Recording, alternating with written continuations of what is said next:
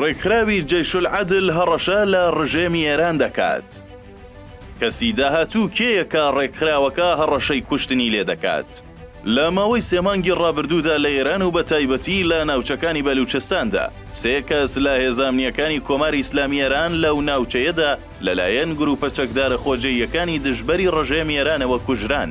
تیوار دوای نمونەی و کوشتنانەی بڵاو کردەوە کە ناوی حوسێن عەلی پیری بەرپرسی ئیدارەی ئاسایشی شاری خاش لە پارێزگای زاهیدان بوو بەدەستی ڕێکخراوی جەیش العەدل کوژرا. حوسێن عەلی پیری بەهۆی ئەنجامدانی تاوانەکانی دژی خەڵکی بەلوچ و ستەم و زۆرداری بەسەر خەڵکی شاری خاش و گوندەکانی دەوروبەریدا کەوتە بەر تۆڵەی دژبەرانی ڕژێمی ئێران لەو ناوچەیەدا. ئەمە لە کاتێکدایە کە پێشتریش 2 کەسی دیکە لە هێزانامنیەکانی ڕژێمی ئێران لەو ناوچانە و بەدەستی جەیش العەدل کوژران کە یەکێکیان ناوی مەحموود متتەهەری کارمەندی ئیدارەی ئاسایش و یەکێکی دیکەشیان ناوی ئیلاهین باخش گومشاد زەهی بە کرێگیراوی ڕژێمی ئێران بوو.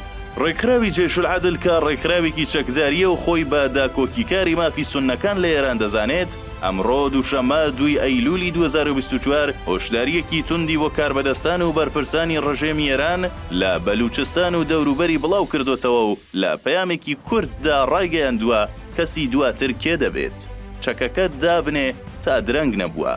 بەو مانایەی کە تۆڵەی خەڵکی بەلوچستان لەو 3 کەسەی سەر بە ڕژێمی ئێران کراوەتەوە و بڕیار وایە کەسێکی دیکەش بکەوێتە بەر تۆڵەی گروپەکە.